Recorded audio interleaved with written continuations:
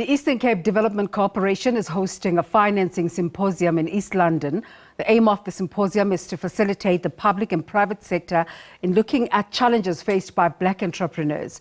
ECDC is calling both the public and private sector to increase commitment to ensure advancing support for black entrepreneurs through equity finance. For more on the story, we cross live to our colleague Abongile Jantjies, who's been covering the story since this morning. Abongile, quite an exciting development this, just in terms of what the objectives of the symposium are. Well, Desiree, a very good morning to you and to the viewers. Well, the objectives of this gathering here today is to ensure that the stumbling blocks to funding entrepreneurs, particularly black ones, is addressed today, and that they thrive in their businesses. Well, you'll recall that the Eastern Cape province is largely rich on agriculture and land that is not yet being used due to lack of funding. So those are the things that the Eastern Cape Development Corporation says it wants to play its role in and ensure that people of the Eastern Cape, the economy particularly, is really being uplifted so that the people of the province may benefit. You recall that there are large numbers of poverty in this province, and that this is a way they are saying that they'll look into so that the tide is turned around. And the people are making their way here in so that the program may start, but I can tell you now that we're running a bit behind schedule because it was supposed to start at 9, but we haven't seen any of the delegates who are supposed to be here today, your premiers, your ministers, your analysts, but they are saying that everything is above board and things will get underway shortly, Desiree. You just went through a list of some of the people who are expected to attend, but give us a sense of the business community that is taking part in this conversation and what they hope to get out of this.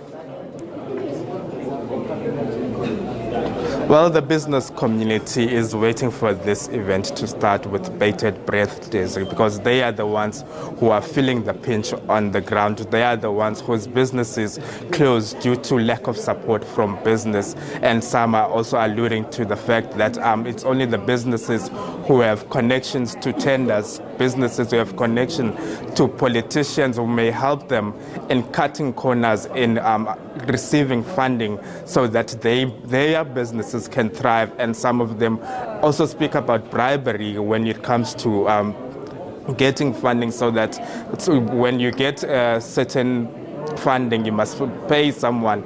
Those are the things that they are hoping to address with regards to this, that it's all clean, nothing under the table gets done, so that they may also thrive, because they are saying that they have brilliant ideas in making sure that this Eastern Cape province thrives, especially when it comes to business, because when it comes to jobs, it's also another matter that needs to be addressed. So they are also saying that they want to play their own lending hand so that this province may thrive, Desiree. I saw in an earlier interview you spoke to the former Chief Executive Officer of SAA, Vuyani Jachana, and it's important to have faces such as these in this interaction, just in terms of the weight that he brings, in terms of business confidence in him. What role is he playing in this process? Well, he is quite a phenomenal figure. He is quite someone who has a lot of experience. Who has a lot of experience when it comes to the business fraternity, and he brings a wealth of experience, Desiree. And him coming back to the province, he also says that he also wants to lend his own helping hand with the experience that he made on a national scale.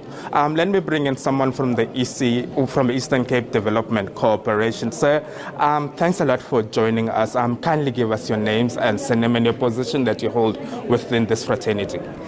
My name is Ayanda Wakaba, the CEO of the Eastern Cape Development Corporation.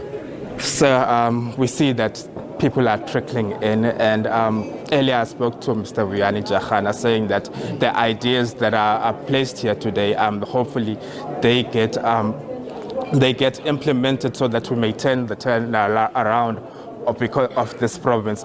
From your side, what are you saying with regards to today? Well, it's a beautiful day. First, we're looking for solutions.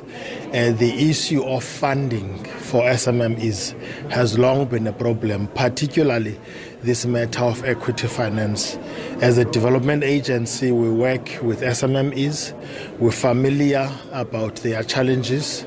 We process their funding requests on a daily basis, most of which are on loans. This area of equity finance has remained a problem. Currently, there are very few instruments that government has to assist anyone who wants to start a business who has an equity gap.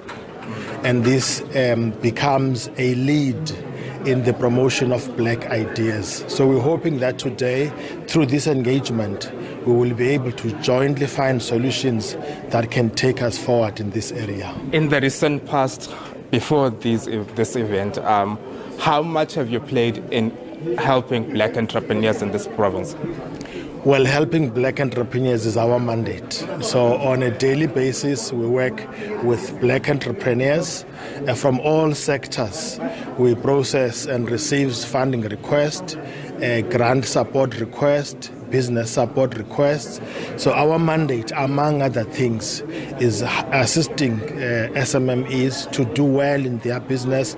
And as you know, it's been indicated in many reports and many research that in South Africa, the solution to joblessness will come from enterprising.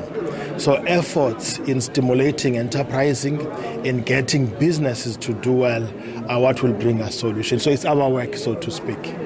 I thank you so much, but I earlier alluded to my colleague Desiree that elements of corruption, you must know someone in a certain place in order for your business to get funding. How are you ensuring that it's all level for everyone and no one, because they know you, because you're a nephew of someone, and you get an added advantage? So how do you ensure that it's all played for everyone? Well, firstly, I think it's a different season. I think we've seen a lot over the last 10 years or so, particularly challenges involving corruption in both the public and the private sector. It's a different season in many regards. I think the tone from the top has changed. I'm sure many South Africans can attest to that. In our environment, I think we are enjoying that season. We've put place systems, governance arrangements to prevent any acts of corruption. Where we establish, incidents where some would have taken place, we act decisively. Consequence management is in place, but the overarching factor is just the commitment to the development of our citizenship, our citizenry. I think with the board that we have, with the leadership that we have at both provincial as well as at management level, I think I'm comfortable that we are addressing issues of corruption whenever they rear their ugly head. Thank you so much, sir, and all the best for today. Thank you very much, sir. Well, Desiree, that was an official from the Eastern Cape Development Corporation telling us what we may expect, and they are saying that they're hoping to implement all the ideas taken here and all the decisions taken here today with immediate effect so that we may see an improvement in our economy. Abongile, thank you so much for bringing the story to us, and we'll be watching to see developments as they unfold throughout the day.